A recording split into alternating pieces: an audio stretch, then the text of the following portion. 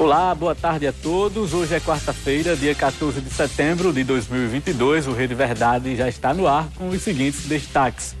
Faltam 18 dias para o primeiro turno das eleições e o TRE da Paraíba inicia a cerimônia pública de geração de mídias para as urnas. Eleitor pode levar colinha com o número do candidato para agilizar a votação. Rádio Arapuã realiza debate com os candidatos ao Senado e daqui a pouco vamos mostrar ao vivo como estão se comportando cada candidato.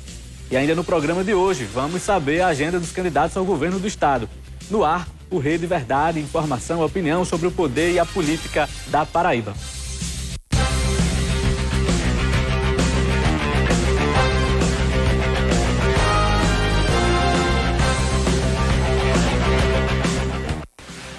E hoje nós estamos recebendo aqui em nossos estúdios a doutora Andréia Gouveia, ela que é secretária judiciária da informação do Tribunal Regional Eleitoral da Paraíba, vai nos fazer um balanço sobre os registros de candidaturas que foram deferidos e os registros indeferidos aqui pela Justiça Eleitoral da Paraíba.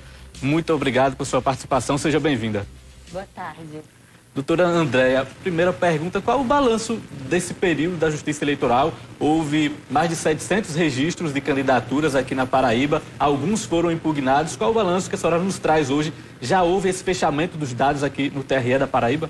Sim. Na verdade, foram aproximadamente 800 pedidos de registro de candidatura, né? Entre os registros de partidos, dos DRAPs, e os registros individuais dos candidatos, né? Ao todo, 801.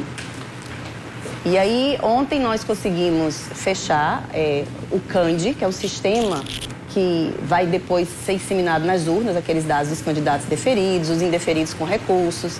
Ontem à noite nós conseguimos fechar e isso é necessário para que hoje comece a geração de mídias, né? Sim, então é concatenado, atos concatenados. A Justiça Eleitoral e o TRE seguem esse calendário, né, que já havia sido preparado pelo Tribunal Superior Eleitoral. Como é que funciona agora essa geração de mídias para a inserção dos dados dos candidatos nas urnas eletrônicas? Pronto.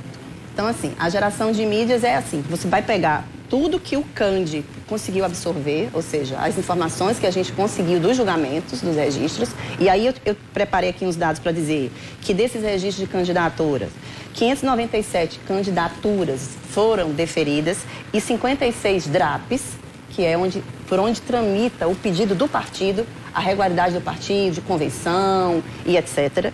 Então, 597 candidatos deferidos e de 56 DRAPs. Indeferidos, a gente teve 3 DRAPs e 91 candidatos, mas alguns deles ainda pendentes de recursos, né? Estão com recurso pendente para o TSE. E aí, todos esses dados vão sair do sistema CANDE, entram na geração de mídias, para ir depois para a urna, como eu disse, concatenando, né? Então, agora a gente tem uma comissão lá no TRE fazendo esses batimentos, o que sai do CANDE, o que entra na geração de mídias para ir para as urnas.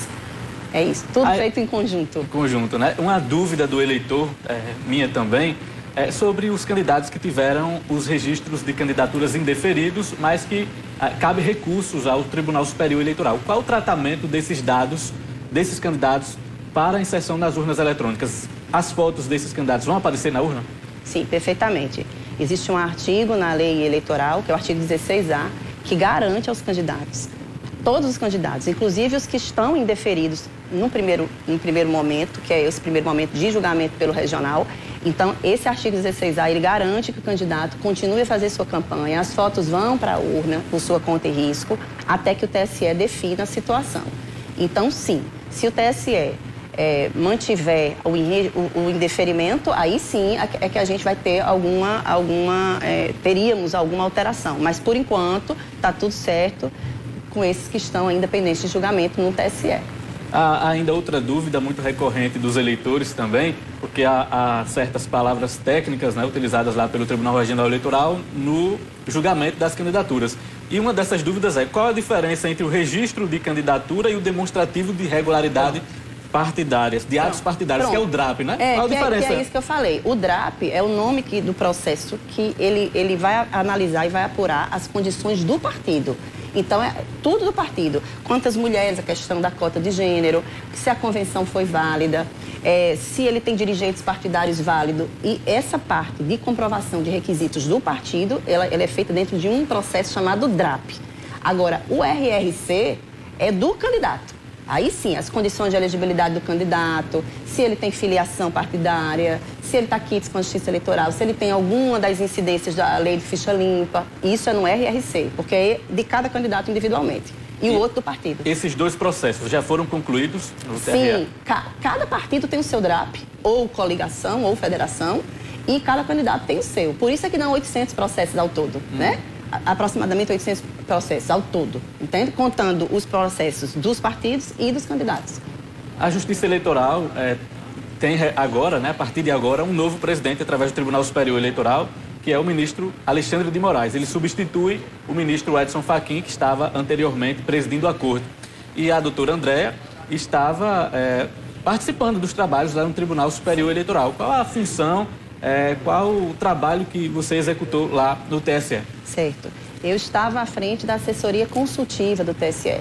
Nessa que é uma unidade ligada à presidência do TSE e por onde passam as consultas que são feitas ao TSE sobre tudo que não está devidamente claro nas leis, nas resoluções. Então, basicamente, eu estava com essa função lá junto ao ministro Fachin. E qual a perspectiva para esse pleito na presidência agora do ministro Alexandre de Moraes, inclusive no que consiste também a apuração das eleições, que foi um tema em evidência e que entrou na discussão do debate eleitoral? Eu acho que a gente espera o melhor, né? O ministro Alexandre de Moraes é conhecido lá em Brasília com uma mão firme, forte, mas também muito justo. Então, nós esperamos que tudo transcorra da melhor forma. Estamos nos preparando, estamos preparados, né? Muitas etapas já foram vencidas e nós estamos caminhando bem, sem nenhuma intercorrência grave, tudo direitinho. Eu acho que vai dar tudo certo, sim. Pronto. Vamos em frente. Vamos em frente. Para finalizar, qual o prazo que o TRE adotou aí para finalizar essa inserção dos dados nas urnas eletrônicas?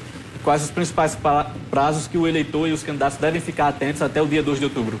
Não, então, ontem a gente fez o fechamento desse sistema primeiro, que é de CANDE, onde a gente vai definir os candidatos e a situação de cada um. Agora a gente vai na geração de mídias. Aí acho que a próxima semana, salvo engano, essa programação é algo ligado muito mais à área de TI, mas, salvo engano, até a próxima semana a gente está na preparação de urnas. Pega esse sistema de geração de hoje, que está ocorrendo agora, e vai para as urnas, né? Mas aí, assim, é centralizado, certo? Em alguns núcleos que centralizam para poder que isso fique com menor incidência de erros possível, né? Então, acredito que até a próxima semana isso já deve estar concluído. É uma programação do nosso secretário de Tecnologia da Informação. José Cassimiro Júnior. José Cassimiro, nosso Cassimiro. E existe uma possibilidade do eleitor e do candidato participar desse processo, até para que haja transparência, né, da inserção dos dados dos candidatos nas urnas? Sim, todos são convidados. E aí sim, a minha secretaria, quer dizer, a que eu estou capitaneando agora, a gente saiu em disparada para fazermos os convites à OAB. Nós entregamos ofícios, tanto advogados, através da OAB, todos os partidos, todos os cidadãos. O tribunal está de portas abertas, né, para que todos que queiram ir. Está acontecendo lá agora. Temos um juiz coordenando, o doutor Fábio, o trabalho de geração de mídias e uma equipe imensa. Então, são convidados. O Tribunal de Contas da União está participando ativamente também, como uma espécie de fiscalizando, né? Quanto mais fiscalização, quanto mais transparência, melhor. Estamos abertos lá para isso. Uma dúvida sobre os candidatos que tiveram os registros indeferidos, mas que estão com recurso. Você já nos trouxe aqui a informação que os dados vão para as urnas. Sim. Caso haja uma decisão do Tribunal Superior Eleitoral antes do dia 2 de outubro, há uma mudança nessa inserção dos dados? O que acontece é o seguinte, toda vez que a gente fecha o CANDE e gera as mídias que vão para as urnas, excepcionalmente a gente pode reabrir para alguma coisa excepcional, mas é uma coisa muito complicada. Então, na realidade, o que a resolução do TSE faz? Ela estabelece critérios de destinação de votos. Então, por exemplo, eu deposito meu voto num candidato que está indeferido sub judice, que a gente chama, né? Ainda pendente de julgamento pelo TSE. E lá na frente, o TSE vai e diz, não, olha, é indeferido mesmo. Esse voto acontece o quê com ele? Aí tem uma resolução com regramento de caso a caso da destinação dos votos, né? Se você dá para um indeferido, se você dá para um deferido, que momento... Isso é muito minudente, é muito detalhado, sabe?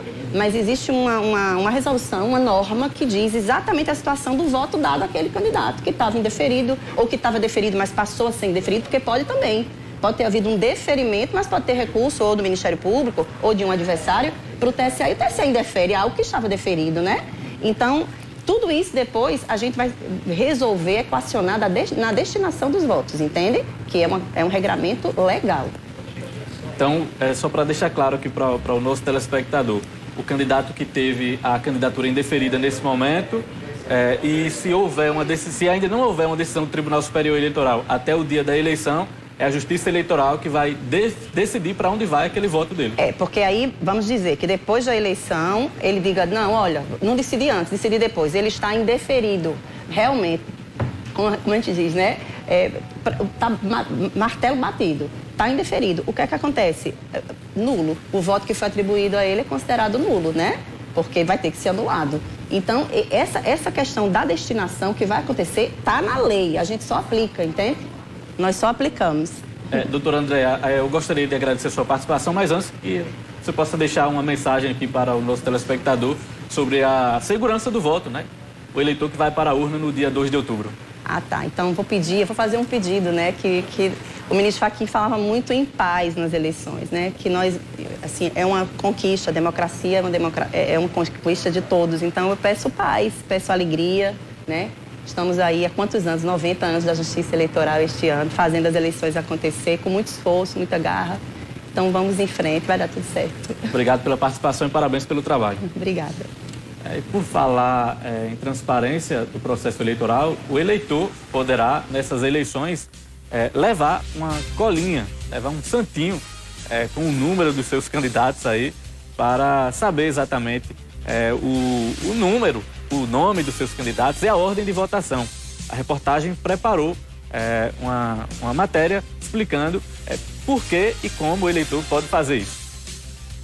A Justiça Eleitoral incentiva a eleitora e o eleitor a levar para a cabine de votação a chamada colinha eleitoral, com os números de candidatos e candidatas escolhidos. O uso da cola no dia da eleição torna mais rápida a digitação dos números na urna eletrônica, além de contribuir para reduzir as filas de votação. Os portais do TSE e do TRE da Paraíba estão oferecendo um arquivo pronto para impressão na aba Eleições 2022. Basta fazer o download, imprimir e anotar o número com os quais as candidatas e os candidatos serão identificados na urna. Nas eleições deste ano, estão em disputa 5 cargos eletivos, que devem ser escolhidos nesta ordem. Primeiro, deputada ou deputado federal com 4 dígitos. Deputada ou deputado estadual ou distrital com 5 dígitos. Em seguida, vem senadora ou senador com 3 dígitos. Governadora ou governador com 2 dígitos. E, por último, o presidente da República com 2 dígitos. Após digitar o número de cada um dos escolhidos no teclado e conferir a foto na tela da urna, a eleitora ou o eleitor vai precisar apenas confirmar o voto. Caso digite algum número errado e a foto não corresponda ao escolhido, a pessoa pode apertar a tecla Corrige, digitar corretamente o número, conferir a foto e confirmar o voto. Depois de confirmar o voto em alguma candidata ou candidato, não existe possibilidade de voltar atrás. Isso porque aquele voto já terá sido computado pela urna eletrônica. Tá, então o eleitor já pode preparar sua colinha com antecedência para já chegar preparado no dia 2 de outubro, sabendo o número e o nome do seu candidato. Vamos a um breve intervalo, daqui a pouco a gente volta com uma entrevista com o deputado federal Julian Lemos, candidato à reeleição nas eleições desse ano. Até já.